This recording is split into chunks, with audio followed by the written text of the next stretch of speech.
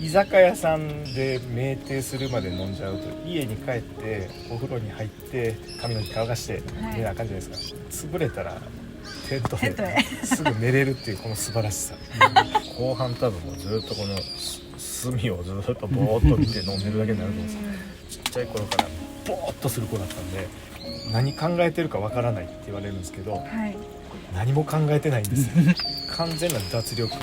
脳みその脱力みたいなのが必要で、